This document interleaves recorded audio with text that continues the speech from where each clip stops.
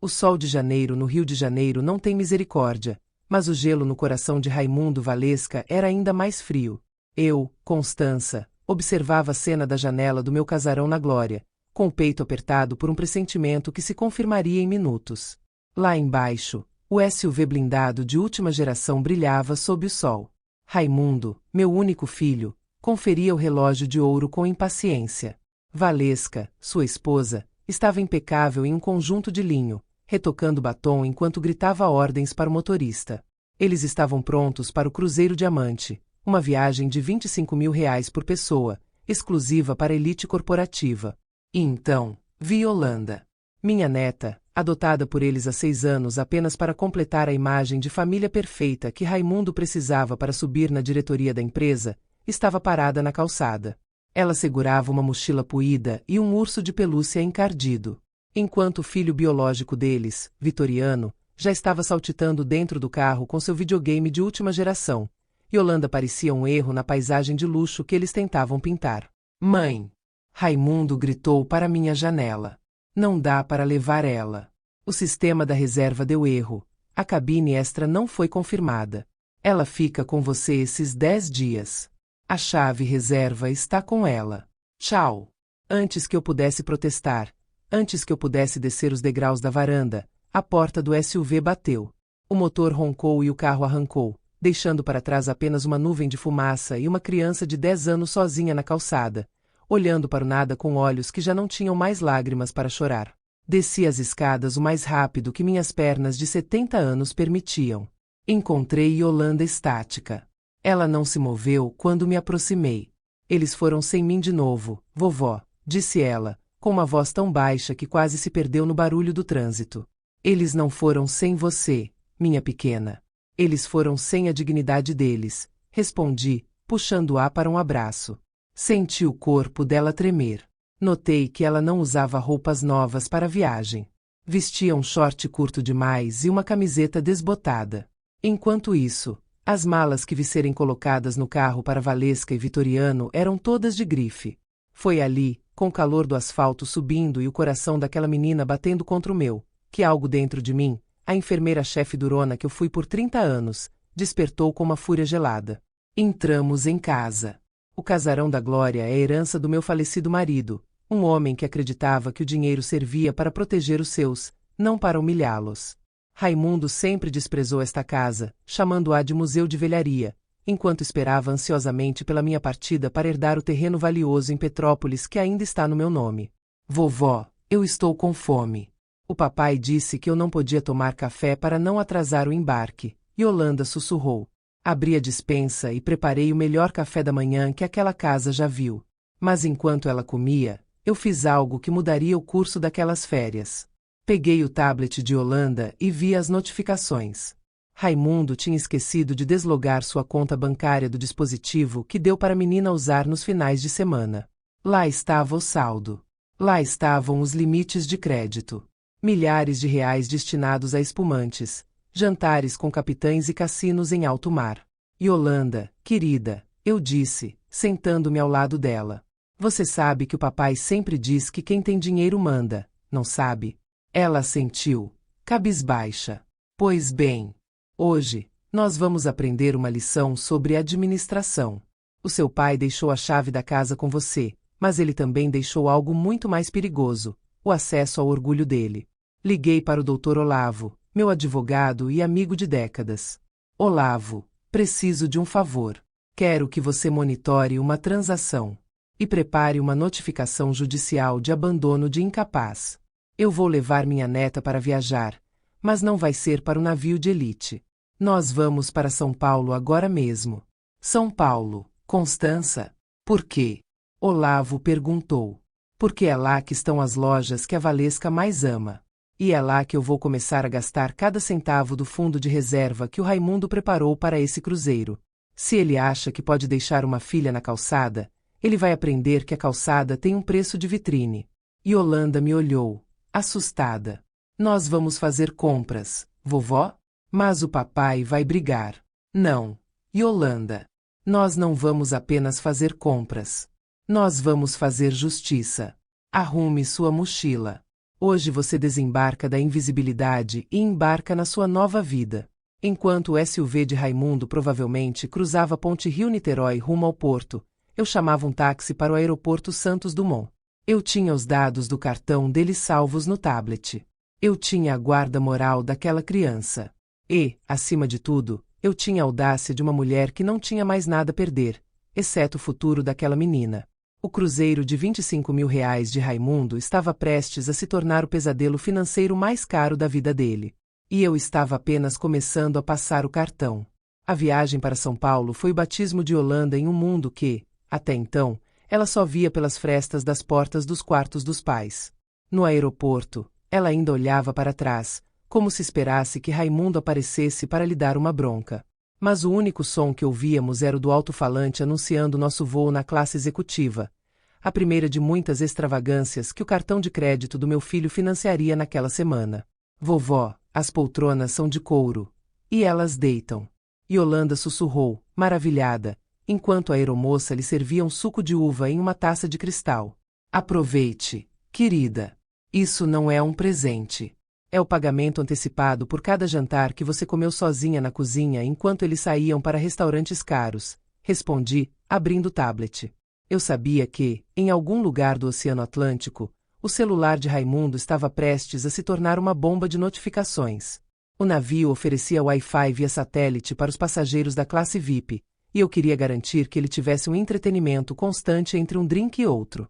Assim que pousamos em Congonhas, um motorista particular já nos esperava com uma placa com o nome de Yolanda. Eu fiz questão de colocar o nome dela. Fomos direto para o Hotel Fasano, nos Jardins. Nada de quarto simples. Reservei uma suíte com vista para a cidade. Dona Constança, o cartão foi autorizado com sucesso, disse o recepcionista, entregando as chaves douradas. Sorri. O primeiro golpe de 5 dígitos tinha sido dado. Mas o verdadeiro tribunal seria no Shopping Cidade Jardim. Entrar em uma loja de grife com uma criança vestindo roupas desbotadas e segurando um urso velho gera olhares. Eu conheço esses olhares. São os mesmos que Valesca lançava para Yolanda antes de escondê-la nos fundos da casa quando chegavam visitas. Mas quando eu coloquei o cartão de crédito de platina sobre o balcão da primeira boutique infantil, o tratamento mudou instantaneamente de desdém para servidão. Quero tudo o que há de melhor para ela, anunciei para a vendedora. Do linho à seda. E pode jogar essa camiseta fora. Yolanda parecia um manequim vivo. No início, ela estava travada, com medo de tocar nos tecidos. Mas, conforme via sua imagem no espelho mudar, algo nela começou a despertar. Ela não era mais a filha de segunda classe. Ela era uma princesa sendo preparada para a guerra. Compramos. Item vestidos de festa que custavam o equivalente a 6 meses de aluguel na Glória. Item sapatos de couro italiano. Item um jogo de malas de grife para substituir a mochila puída. Item um novo smartphone e um notebook de última geração, para ela estudar e, claro, para monitorarmos a conta do pai.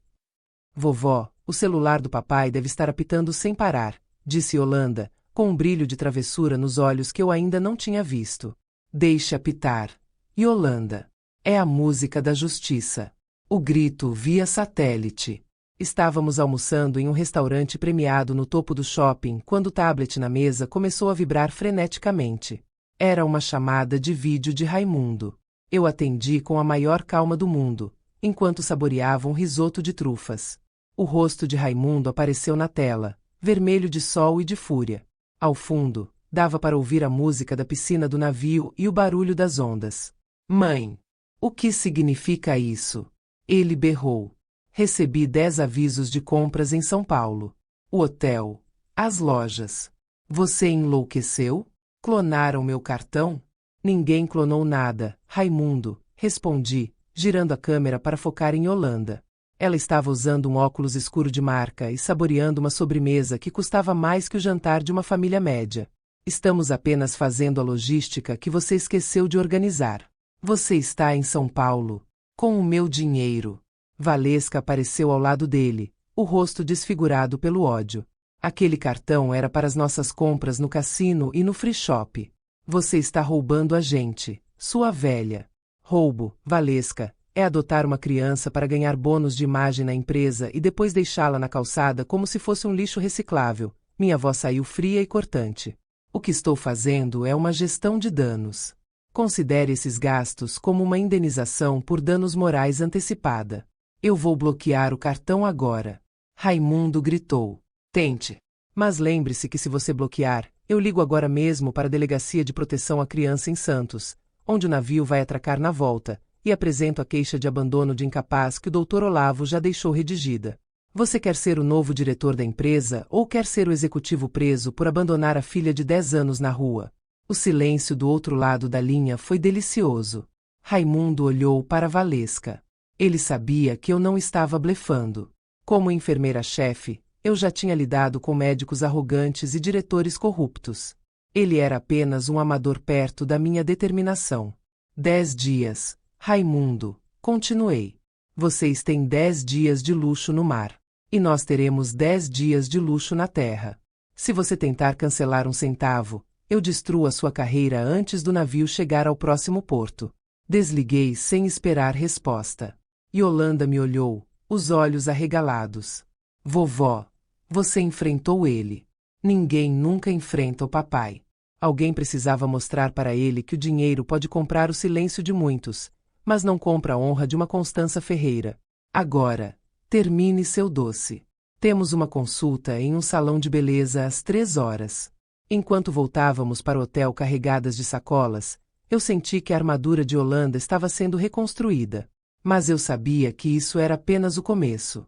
O dinheiro era ferramenta, mas o objetivo final era a liberdade definitiva. O confronto começou e a vovó Constança mostrou quem manda. Você acha que ela foi longe demais ou Raimundo merecia esse prejuízo? Deixe sua opinião. No capítulo 3, o plano de Constança ganha um novo aliado e descobrimos um segredo que Raimundo escondia sobre o processo de adoção de Yolanda. A opulência de São Paulo servia como uma anestesia necessária para a alma ferida de Yolanda. Mas, enquanto ela se maravilhava com a nova vida, eu não tirava os olhos do tablet. O extrato bancário de Raimundo era um diário de sua arrogância, mas o que me preocupava não eram as cifras, eram os prazos. Tínhamos pouco tempo até o navio atracar novamente e o confronto físico se tornar inevitável. Na manhã do terceiro dia, enquanto Yolanda fazia uma aula de pintura no ateliê do hotel, recebi o Dr. Olavo em nossa suíte. Ele não veio apenas como advogado, mas como um detetive de papelada. Constança, você tinha razão em desconfiar, disse ele, abrindo uma pasta de couro e espalhando documentos sobre a mesa de mogno.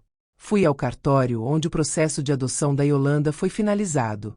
Raimundo e Valesca cometeram um erro crasso. Na pressa de conseguir a família comercial para a promoção dele, eles negligenciaram uma cláusula de usufruto e sucessão. Explique para uma velha enfermeira, Olavo. O que isso significa? Perguntei, servindo-lhe um café.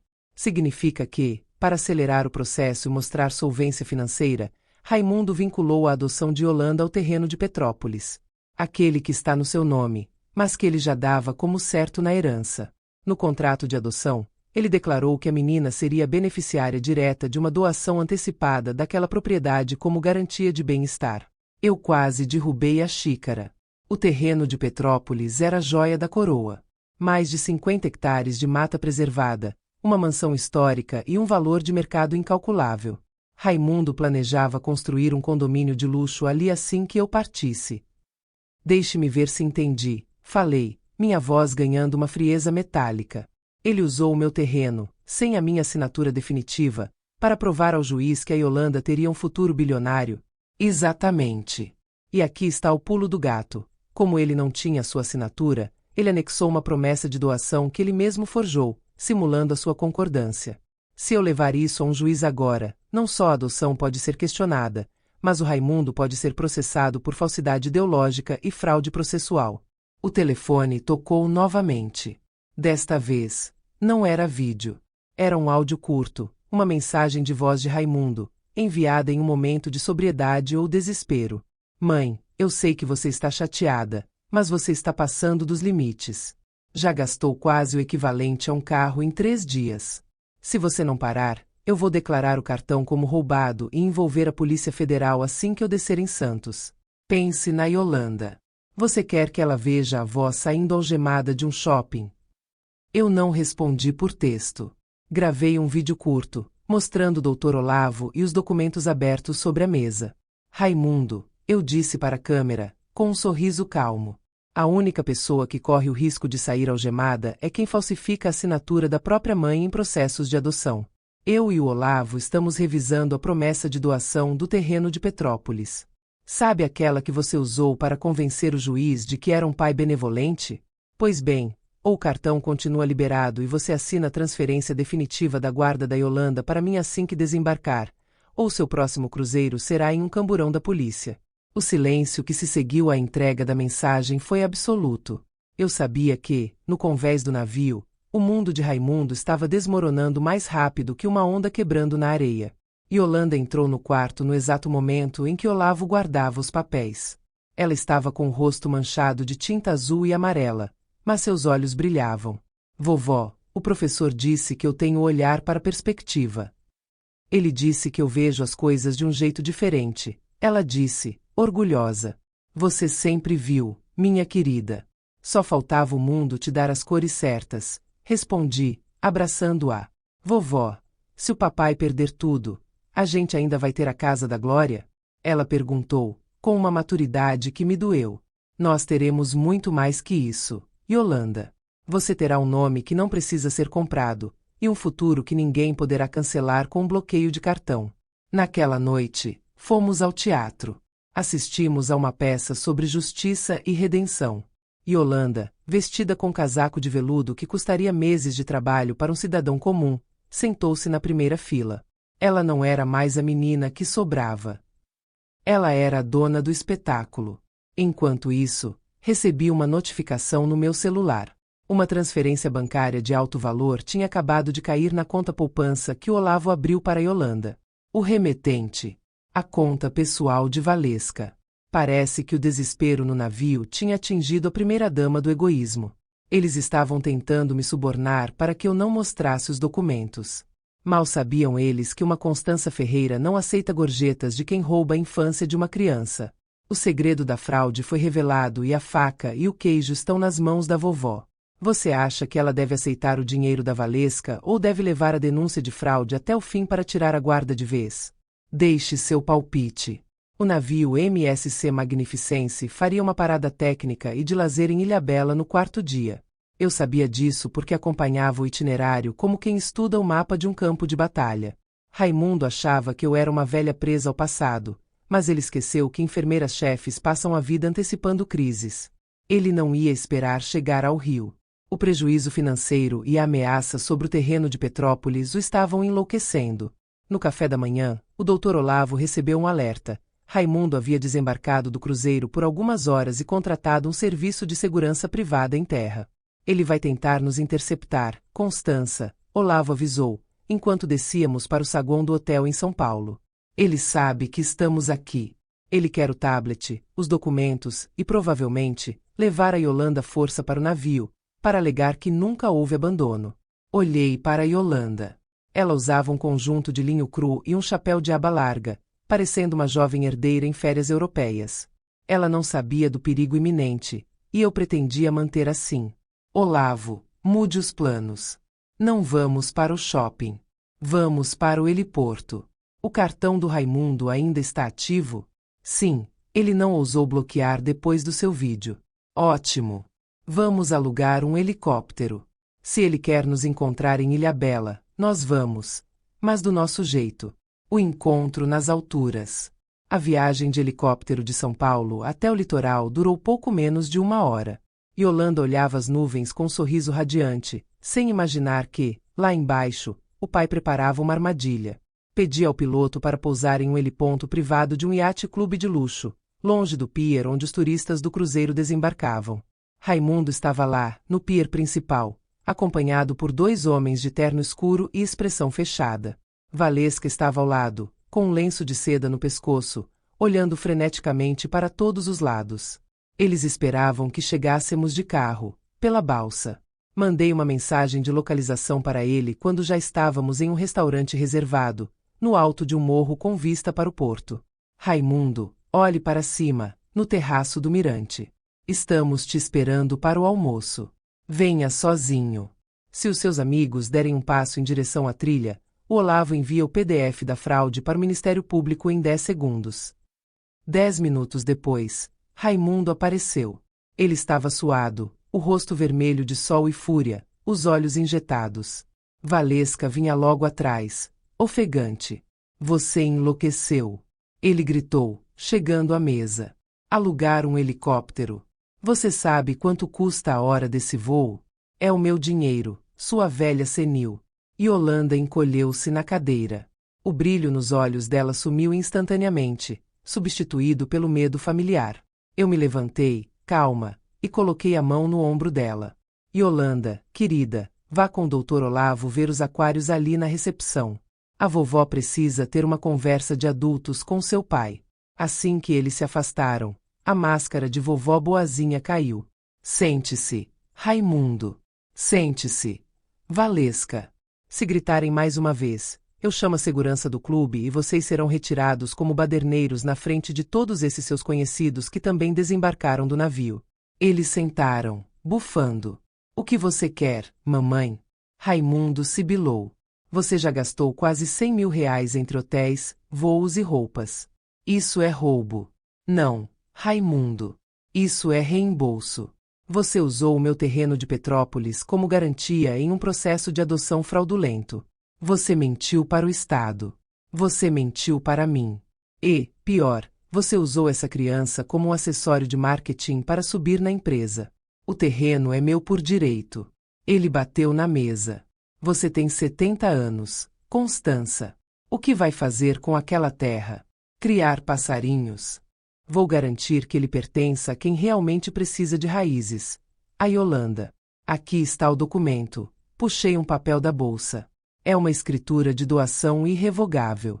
Eu estou transferindo o terreno para o nome da Yolanda hoje. Com uma cláusula. Eu sou a usufrutária e administradora até ela completar 21 anos. Valesca soltou uma risada histérica. Você está louca. Nós nunca vamos assinar isso como representantes legais dela.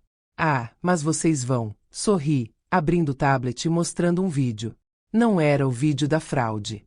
Era um vídeo do condomínio onde eles moravam na Barra da Tijuca, gravado pelo Dr. Olavo na noite anterior. Sabe aquela enfermeira particular que vocês contrataram para cuidar do Vitoriano enquanto viajavam? Ela me contou coisas interessantes sobre como vocês tratam a Yolanda em casa. Sobre o quarto pequeno sem janela, sobre os castigos físicos por atrapalhar as fotos da Valesca. O rosto de Valesca ficou pálido, da cor do linho que vestia. Se esse vídeo e os depoimentos dos vizinhos chegarem ao conselho tutelar junto com a prova da fraude no terreno, vocês não perdem apenas a Yolanda. Vocês perdem a guarda do Vitoriano também. E você, Raimundo, perde o cargo de diretor. Afinal, que empresa quer um monstro familiar gerindo seus ativos?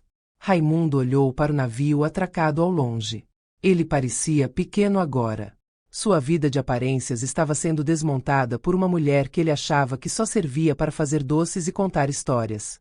Assine, Raimundo, eu disse, entregando a caneta de ouro que pertencia ao pai dele. Assine a transferência do terreno para Yolanda e a guarda provisória para mim. Em troca, eu destruo as provas da fraude e você continua com sua vida de mentiras no navio. Considere os gastos desses 10 dias como a taxa de silêncio. Com a mão tremendo, Raimundo assinou. Valesca chorava de raiva, mas também assinou. Eles sabiam que tinham sido derrotados no terreno que mais valorizavam, o do poder. Agora, voltem para o navio, ordenei. Aproveitem o champanhe. Porque quando vocês desembarcarem no rio, a Yolanda não estará mais na calçada. Ela estará morando na Glória, e vocês terão que pedir permissão oficial para vê-la. Eles saíram sem olhar para trás. Raimundo parecia ter envelhecido 10 anos naquele almoço. Yolanda voltou para a mesa, olhando para o pai que se afastava em direção ao bote que os levaria de volta ao cruzeiro. Vovó, o papai foi embora de novo? Ela perguntou, com uma nota de tristeza, mas também de alívio. Ele foi para o lugar dele, querida. No mar, onde tudo flutua e nada tem raiz. Nós, no entanto, acabamos de ganhar a nossa terra firme. Voltamos para o helicóptero. Enquanto subíamos, Yolanda olhou para baixo e acenou para o navio. Ela não sabia que, naquele momento, ela havia se tornado uma das jovens mais ricas do Rio de Janeiro. E eu, Constança, sabia que a guerra estava apenas na metade. A vovó conseguiu a assinatura. O terreno agora é da Yolanda e a guarda está garantida. Mas você acha que Raimundo e Valesca vão aceitar a derrota tão fácil assim quando chegarem ao Rio? O retorno ao Rio de Janeiro não teve o sabor amargo da derrota que Raimundo esperava. Pelo contrário, quando o helicóptero pousou na lagoa, Yolanda desceu como se o chão a pertencesse. O medo de ser devolvida havia sido substituído por uma curiosidade vibrante. Mas, enquanto eu a instalava no melhor quarto do Casarão da Glória, um quarto com janelas imensas que davam para o outeiro, bem longe do quartinho de empregada onde ela dormia na Barra, o Dr. Olavo me ligou com um aviso sombrio. Constança, a Valesca não está quieta. Ela não é como Raimundo, que só pensa em números. Ela pensa em imagem, e você feriu a vaidade dela. O que ela está fazendo, Olavo? O navio ainda não atracou no rio, eu disse, enquanto organizava os novos vestidos de Yolanda. Ela está usando a única arma que resta em alto mar: a internet. Ela começou uma campanha de difamação. Postou uma foto chorando no deck do navio, dizendo que a sogra senil sequestrou a neta e a está mantendo em cárcere privado em São Paulo, usando o cartão do marido para financiar um surto psicótico. O post já tem milhares de compartilhamentos. Senti um calafrio. Valesca estava preparando o terreno para a coação. Se ela convencesse o público e a polícia de que eu estava fora de mim, a assinatura de Raimundo no papel do terreno e da guarda não valeria nada. Um juiz anularia tudo alegando que ele assinou sob ameaça de uma mulher instável. 2 dias depois, o cruzeiro finalmente atracou no Pier Mauá. Eu esperava que eles viessem direto para a Glória. E não me enganei. Mas eles não vieram sozinhos. Raimundo e Valesca chegaram em 2 carros. Um deles trazia um oficial de justiça e 2 policiais militares. Valesca estava em seu elemento, usava um lenço preto na cabeça e óculos escuros grandes, fingindo ser a mãe desesperada. Ela está lá dentro. Valesca gritava para a calçada, onde alguns vizinhos curiosos já começavam a se aglomerar. Minha sogra teve um surto. Ela roubou minha filha e gastou todo o nosso dinheiro em São Paulo. Por favor, salvem a Yolanda. Eu abri o portão de ferro antes que tentassem arrombá-lo. Estava calma, usando meu antigo broche da escola de enfermagem, um símbolo de autoridade que eu nunca abandonei. O que é este espetáculo, Raimundo? Perguntei, ignorando o oficial de justiça. Acabou a palhaçada, mãe, Raimundo disse, embora não conseguisse sustentar o olhar.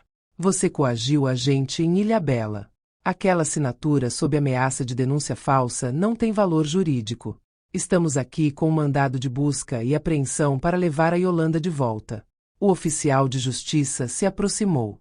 Dona Constança, temos uma ordem judicial liminar baseada na alegação de instabilidade mental e sequestro. A senhora precisa entregar a menor. Valesca sorriu, um sorriso vitorioso que faria uma cobra sentir inveja. Ela achava que tinha vencido. Mas ela esqueceu que eu fui enfermeira-chefe em um hospital público por 3 décadas. Eu vi de tudo, e guardei de tudo.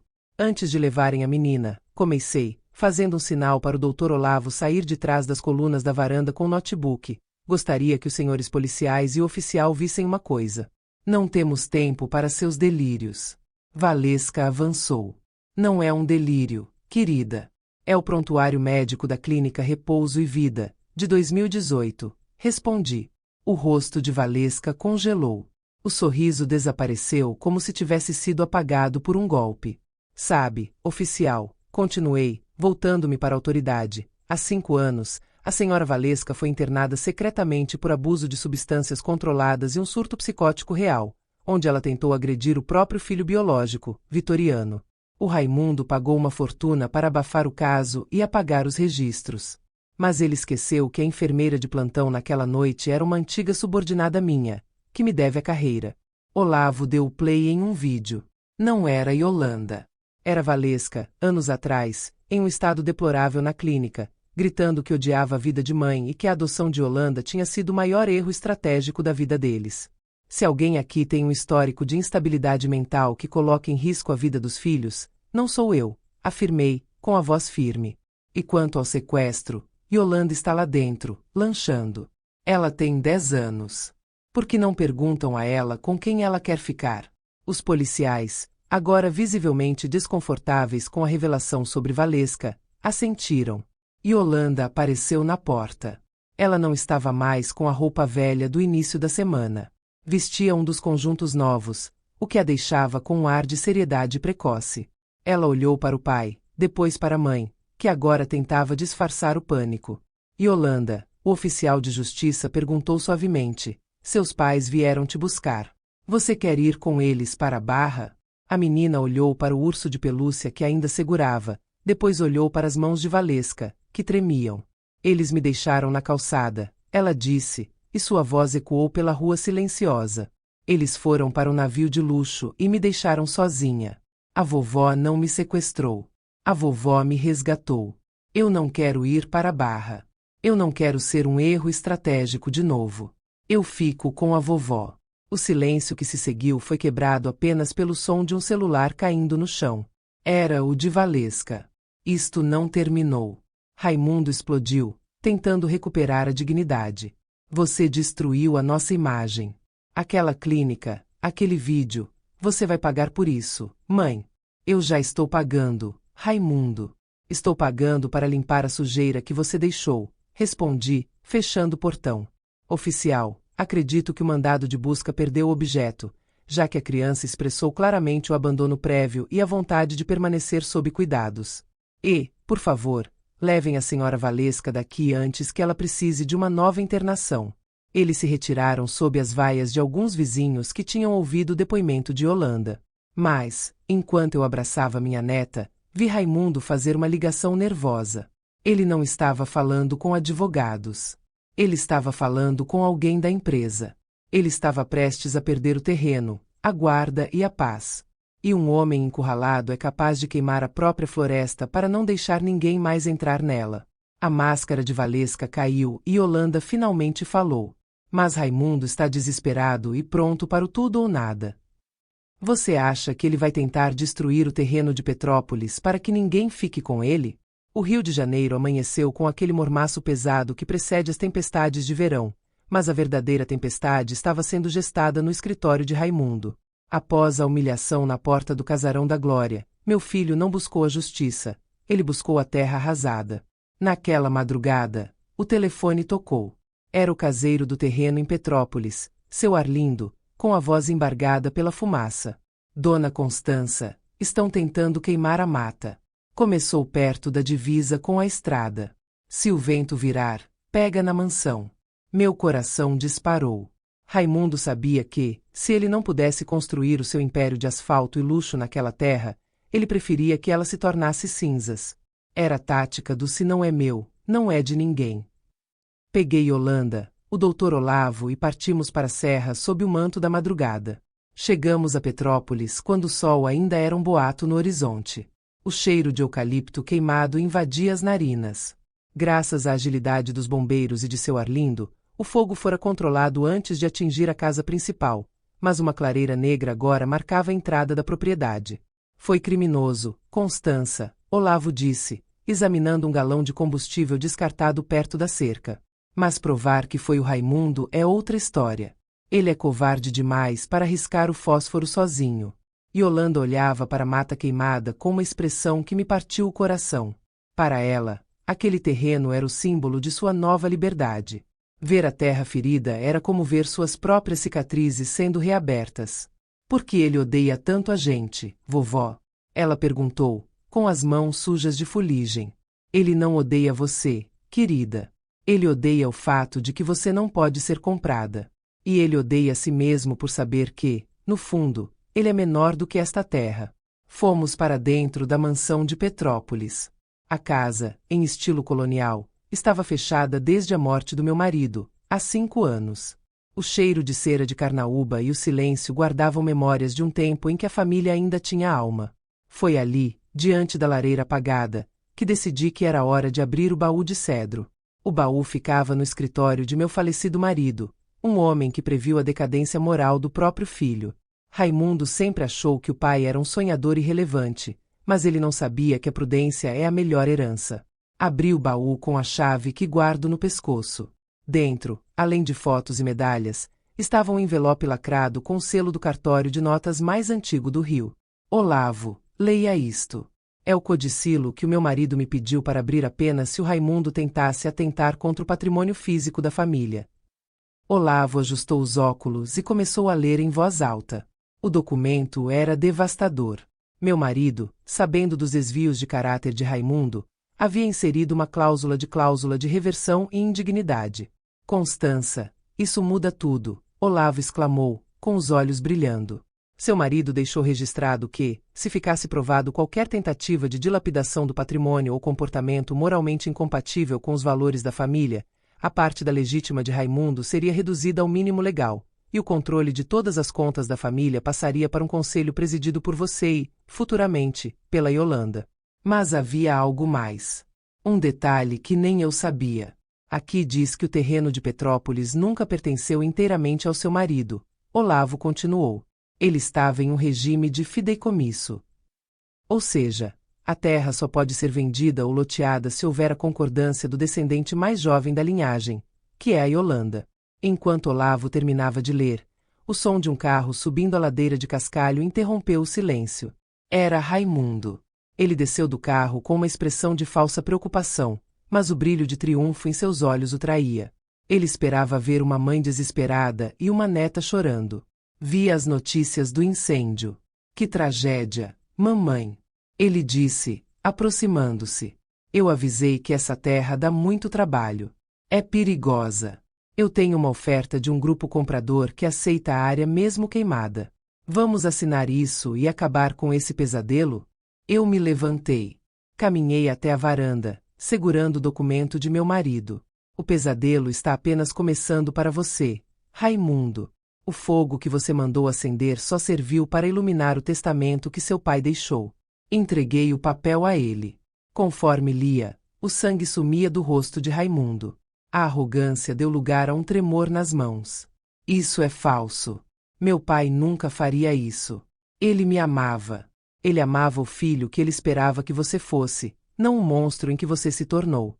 A partir de hoje, suas contas pessoais ligadas às empresas da família serão auditadas. E quanto ao incêndio? Seu Arlindo entregou aos bombeiros a placa do carro que foi visto perto da cerca. É um carro registrado no nome da sua secretária, Raimundo. Ele recuou um passo, tropeçando nos próprios pés. Você quer me destruir, mãe? É isso. Por causa dessa menina que nem é do nosso sangue. Não, Raimundo. Eu estou te salvando da sua própria ganância. Mas para te salvar, eu preciso te deixar cair. Yolanda apareceu na porta da varanda. Ela não disse nada. Apenas olhou para o pai com uma piedade que doeu mais do que qualquer grito. Raimundo, o grande executivo, o homem do cruzeiro de 25 mil reais, agora parecia um náufrago em terra firme. Ele entrou no carro e saiu em disparada, deixando para trás apenas a poeira e o cheiro de cinzas. Naquela tarde, em vez de chorar pela mata queimada, Yolanda e eu fomos ao viveiro da cidade. Compramos 100 mudas de ipês e hortênsias. Vamos plantar hoje, vovó? Ela perguntou. Hoje e todos os dias daqui para frente, Yolanda. Onde ele tentou colocar fogo, nós vamos colocar raízes. Mas eu sabia que Valesca não aceitaria a derrota de Raimundo. No Rio, ela estava preparando um contra-ataque que envolvia a imprensa sensacionalista e um segredo sobre a origem da adoção de Yolanda que poderia anular tudo. O testamento secreto protegeu a terra, mas a guerra agora vai para os tribunais e para as manchetes. Você acha que o sangue fala mais alto que o amor na hora da justiça? Deixe seu comentário. O fogo em Petrópolis foi apenas a cortina de fumaça. Enquanto plantávamos as mudas de ipê, o verdadeiro incêndio estava sendo planejado em um estúdio de televisão na Barra da Tijuca. Valesca, percebendo que o dinheiro estava escapando por entre os dedos e que Raimundo estava paralisado pelo testamento, decidiu usar a tática da terra arrasada emocional. Naquela noite, o programa de fofocas de maior audiência do país anunciou uma exclusiva bombástica. Valesca apareceu com uma maquiagem leve, simulando um rosto pálido de sofrimento, e disparou o veneno que guardava como sua última carta. Minha filha foi tirada de mim por uma mulher que não aceita o passado, Valesca declarou, fingindo secar uma lágrima. Mas o que o público não sabe é que a adoção da Yolanda não foi um ato de caridade. Foi um resgate de um erro genético. A mãe biológica da Yolanda não morreu de causas naturais. Ela era uma dependente química que abandonou a criança em condições subhumanas. Yolanda carrega o trauma e a genética da instabilidade. A vovó Constança está apenas alimentando uma bomba relógio. A notícia correu como pólvora. No casarão da Glória, o telefone não parava de tocar. Repórteres faziam plantão no portão de ferro. Yolanda, que estava no andar de cima pintando, desceu com o tablet na mão. O rosto dela estava branco. Vovó, é verdade? A voz dela era um fio. Eu sou estragada por dentro. Aquele foi o momento em que eu quase perdi a minha compostura de enfermeira. Senti um ódio tão profundo de Valesca que minhas mãos tremeram. Mas respirei fundo. A verdade liberta, mas a forma como ela é contada pode escravizar. Yolanda, sente-se, eu disse, ignorando os flashes que atravessavam as cortinas. Valesca sabe usar as palavras para ferir, mas ela nunca soube usar a verdade para construir. Amanhã, nós vamos descobrir quem foi sua mãe de verdade. Não pelos olhos de quem te odeia, mas pelos registros de quem te viu nascer. No dia seguinte, sob uma chuva fina que lavava as ruas do Rio, o Dr. Olavo nos levou ao arquivo central da agência de adoção que Raimundo havia subornado anos atrás. Graças à ameaça do processo de fraude, o diretor da agência abriu as pastas lacradas. O que encontramos não foi a história de uma dependente química como Valesca pintou. A pasta continha fotos, cartas e um prontuário médico. A mãe de Yolanda chamava-se Helena. Ela era uma estudante de belas artes, órfã, que descobriu uma doença cardíaca congênita durante a gravidez. Ela sabia que não sobreviveria ao parto. Olha aqui, Yolanda. Olavo apontou para uma carta escrita à mão, amarelada pelo tempo. Para minha filha, não tenho família para te deixar, mas te deixo meu domingo. Espero que quem te receba entenda que você não é uma ausência, mas uma continuação. Helena não era uma viciada. Era uma artista que sacrificou a própria vida para que o coração de Yolanda batesse.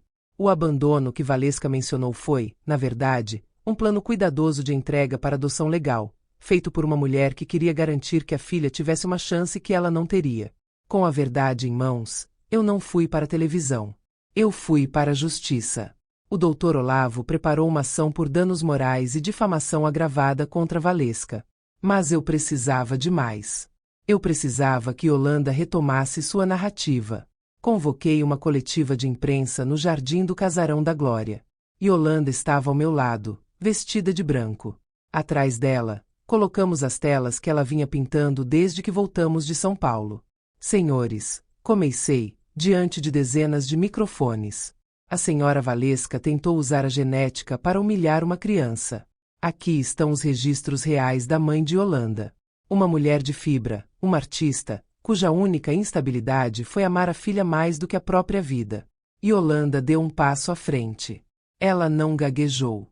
Meu nome é Yolanda, ela disse, olhando diretamente para a câmera principal. Eu não sou um erro genético. Eu sou a arte que minha mãe não teve tempo de terminar. E para quem acha que eu sou uma bomba-relógio, aviso que o único cronômetro que carrego é o do tempo que perdi sendo tratada como um acessório por quem deveria me proteger. O silêncio da imprensa foi absoluto.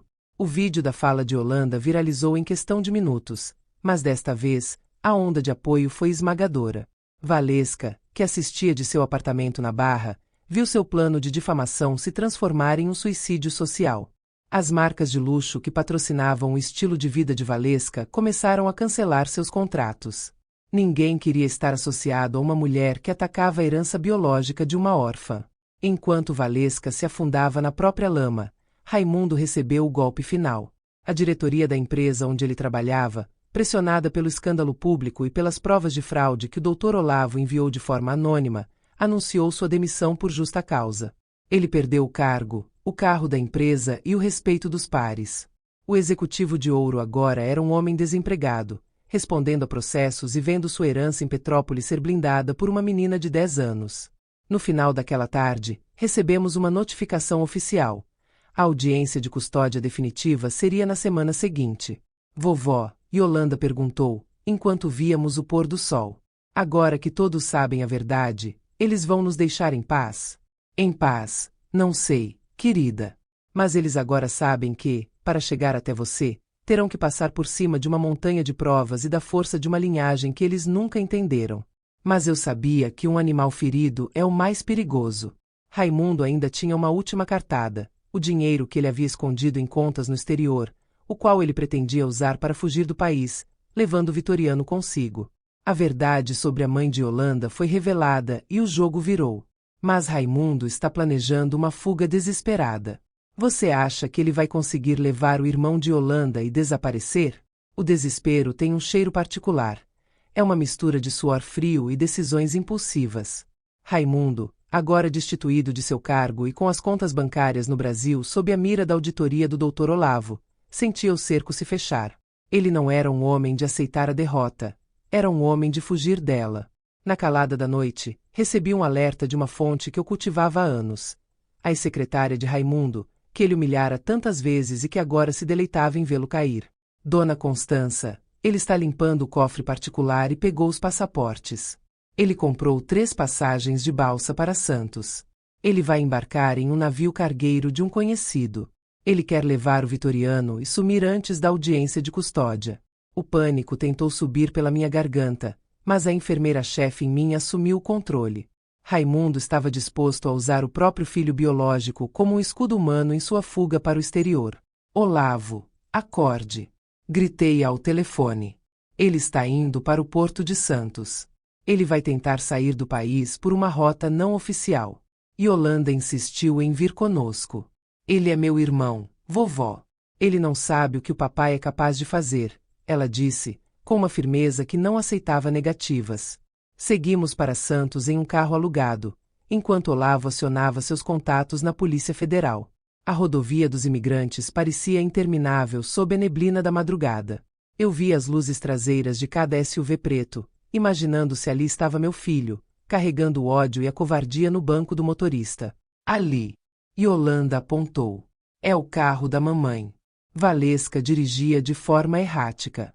Ela estava no banco da frente, discutindo aos gritos com Raimundo, que segurava uma maleta metálica. Vitoriano, no banco de trás, parecia confuso e assustado, longe de seus videogames e do conforto da barra. O Porto de Santos, o maior da América Latina, é um labirinto de guindastes e contêineres. Era o cenário perfeito para alguém desaparecer. Raimundo estacionou perto de um armazém antigo, onde um cargueiro de bandeira panamenha estava atracado. O vento soprava forte, trazendo cheiro de sal e óleo diesel. Quando ele desceu do carro, puxando Vitoriano pelo braço, eu desci logo em seguida. Pare, Raimundo! Minha voz ecoou entre os contêineres de aço. Ele parou. Valesca desceu logo atrás, trêmula. Raimundo virou-se, e o que vi em seus olhos não era mais o filho que eu criei, mas um estranho consumido pela própria ruína. Vá embora, mãe! Ele gritou, enquanto o pequeno Vitoriano tentava se soltar. Eu perdi tudo por sua causa. A empresa, o terreno, a minha dignidade. Eu vou levar o que é meu e recomeçar onde você não possa me alcançar. O que é seu, Raimundo? Avancei, ignorando o perigo. O Vitoriano não é um ativo financeiro. Ele é uma criança. Você vai condená-lo a uma vida de fugitivo porque não tem coragem de assumir seus erros. Eu tenho dinheiro lá fora. Ele bateu na maleta. Eu não preciso de vocês. Yolanda saiu de trás de mim. Ela caminhou até o meio do pátio, sob a luz amarelada dos postes de segurança. Papai. Ela disse, com a voz embargada. Você me deixou na calçada porque eu não cabia na sua vida de luxo. Agora você quer levar o Vitoriano porque não aguenta ficar sozinho com a sua consciência. Solte a mão dele. Cala a boca, sua ingrata. Valesca avançou para Yolanda, mas eu me pus na frente. Toque nela e eu garanto que você não verá a luz do dia fora de uma cela. Valesca. Nesse momento, as sirenes da Polícia Federal cortaram o silêncio do porto. Luzes azuis e vermelhas refletiam no casco de metal dos navios. Raimundo entrou em pânico. Ele olhou para o cargueiro, depois para a polícia, depois para a maleta. Em um ato final de covardia, ele soltou o braço de Vitoriano e correu em direção à prancha de embarque do navio. Mas ele tropeçou no próprio desespero.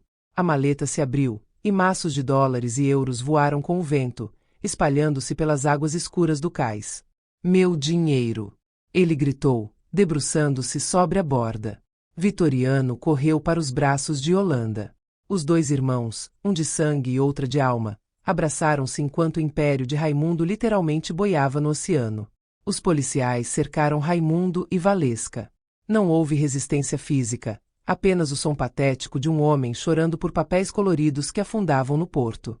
Raimundo Ferreira, você está detido para averiguação de fraude, evasão de divisas e tentativa de subtração de incapaz, anunciou o delegado. Olhei para o meu filho algemado. Não senti alegria. Senti o luto por um homem que nunca existiu. Leve o Vitoriano para o carro. Yolanda, eu disse, entregando a chave. Hoje a família Ferreira finalmente termina de cair. Para que vocês possam se levantar. Voltamos para o Rio de Janeiro com duas crianças no banco de trás. Vitoriano dormia encostado no ombro de Yolanda. Ele ainda não entendia tudo, mas sabia que, com a irmã e a avó, o medo não entraria pela porta. O doutor Olavo, que vinha no banco do passageiro, fechou o notebook. É o fim da linha para eles, Constança. Com a tentativa de fuga e o dinheiro não declarado, Raimundo ficará preso preventivamente. Valesca responderá em liberdade, mas perderá qualquer direito de visitação por um bom tempo. E o terreno, Olavo? Perguntei, olhando o sol nascer na Serra do Mar. O terreno agora é um santuário. E a Yolanda? Ela é a guardiã. Mas eu sabia que o capítulo final ainda não tinha sido escrito. Faltava a reconstrução. Faltava transformar a dor em algo que desse frutos. Faltava a formatura de uma nova era. A fuga foi impedida e os vilões estão atrás das grades. Mas como será a convivência de Yolanda e Vitoriano sob o teto da vovó? O tempo não cura todas as feridas, mas ele é um excelente jardineiro. 5 anos se passaram desde aquela noite fatídica no Porto de Santos. O casarão da Glória, antes um reduto de silêncio e memórias empoeiradas, agora vibrava com o cal saudável de uma casa cheia. Yolanda agora tinha 15 anos. A menina que segurava um urso encardido na calçada havia dado lugar a uma jovem de olhar sereno e mãos sempre manchadas de tinta. Vitoriano, aos 12, encontrara no judô a disciplina que o luxo vazio da Barra nunca lhe deu. Eles não eram apenas irmãos de criação, eram cúmplices de uma sobrevivência que o mundo ainda tentava entender. Neste capítulo, a nossa história deixa cinzas para trás e sobe novamente a Serra de Petrópolis. O terreno que Raimundo tentou queimar tornou-se o projeto de vida de Yolanda. Com a ajuda do Dr. Olavo e sob minha supervisão, transformamos a mansão histórica na Fundação Helena, um centro de artes e acolhimento para crianças em processo de adoção tardia. Onde antes havia fuligem, agora as hortênsias floresciam com uma intensidade azul quase irreal. Vovó, olhe o novo mural. Yolanda me chamou. Ela estava no alto de um andaime na lateral do antigo celeiro. O mural não retratava o abandono. Ele mostrava mãos gigantescas, feitas de raízes e folhas, protegendo pequenos brotos. Era a história dela, contada sem uma única palavra de ódio. Está magnífico, querida. Sua mãe teria orgulho de ver que o dom dela não se perdeu, respondi, sentindo o peso dos meus 80 anos, mas com coração leve. Mas o passado tem o hábito de enviar correspondências indesejadas. Raimundo, após cumprir parte de sua pena em regime fechado, fora progredido para o aberto. Ele estava morando em um pequeno apartamento no subúrbio, longe de qualquer círculo de elite. Um dia, recebemos uma carta. Não era um pedido de desculpas. Era uma intimação. Raimundo, agindo por meio de um advogado de porta de cadeia, estava tentando contestar a cláusula de indignidade do testamento do pai. Ele alegava que a Fundação Helena era um desvio de finalidade do patrimônio da família e exigia sua parte na venda do terreno. Ele não desiste, não é? Olavo comentou, enquanto tomávamos café na varanda de Petrópolis.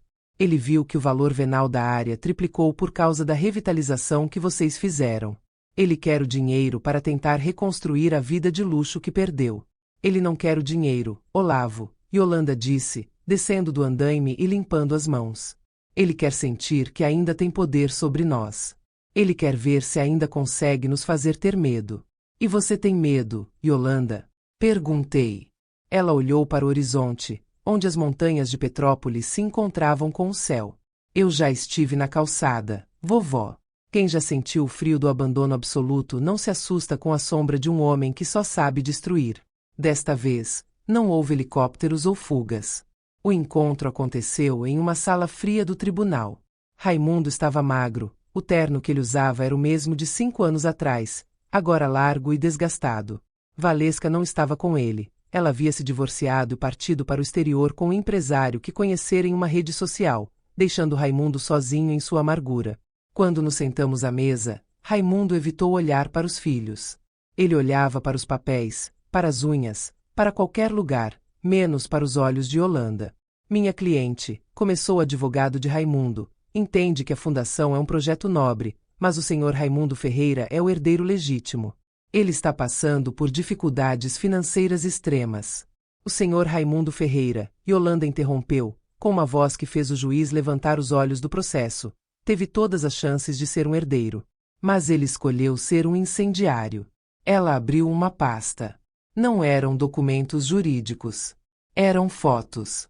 Fotos das crianças que agora estudavam na fundação. Fotos do Vitoriano ganhando sua primeira medalha. E, por fim, uma foto da calçada na glória. Este valor que o senhor busca, pai, ela pronunciou a palavra com uma distância quase clínica, não existe mais. Ele foi transformado em tijolos, tintas e bolsas de estudo. Se o senhor quer o seu quinhão, terá que vir buscá-lo na forma de serviço. A fundação precisa de um zelador para a área de limpeza. O salário é o mínimo da categoria. É a única oferta que temos. O rosto de Raimundo mudou de pálido para um vermelho púrpura. Você está me insultando. Eu fui diretor de multinacional. E eu fui a filha que você esqueceu na rua. Yolanda rebateu, levantando-se. O juiz decidirá sobre o mérito, mas saiba que cada centavo que você tentar tirar desta terra será contestado com cada prova de abandono que o Dr. Olavo guardou. O juiz, um homem que já vira o pior da humanidade, fechou o processo. Senhor Ferreira, a cláusula de indignidade é clara e foi reforçada pelo flagrante de tentativa de incêndio e subtração de incapaz registrado há 5 anos. Este tribunal não vê razão para anular o testamento. A propriedade permanece sob a gestão da Fundação Helena. Caso encerrado. Raimundo saiu da sala sem dizer uma palavra. Ele era um fantasma de si mesmo.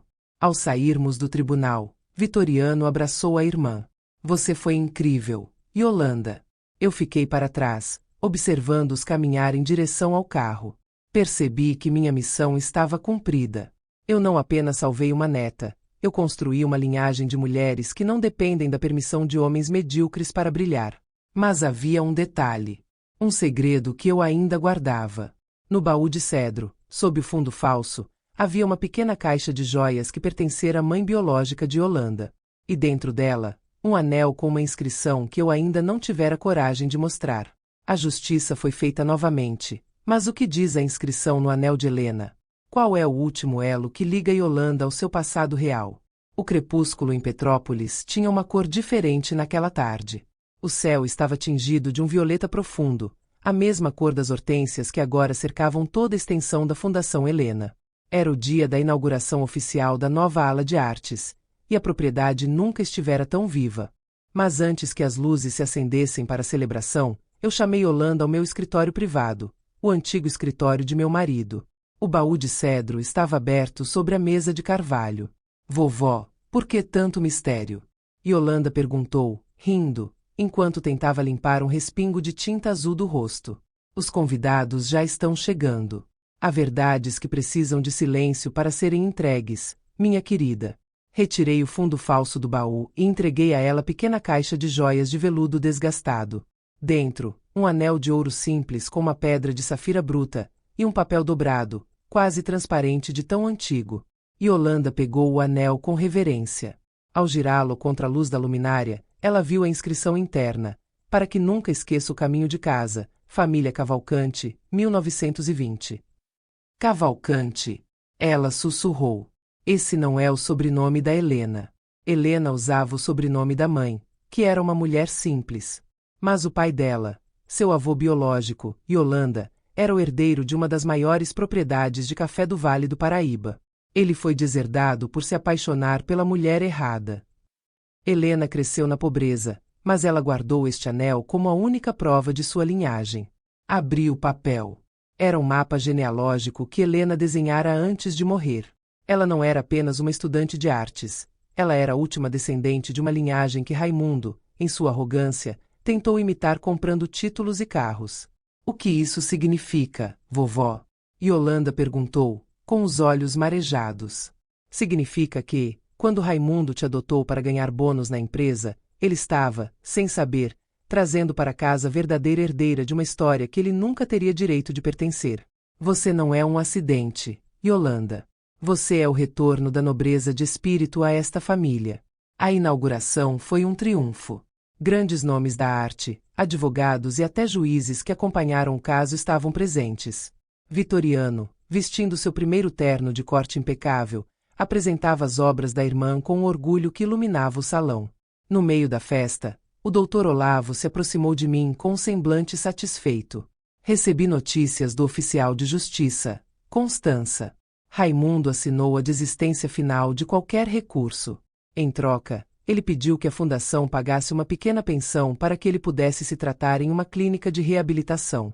E o que você decidiu? Perguntei. Eu não decidi nada.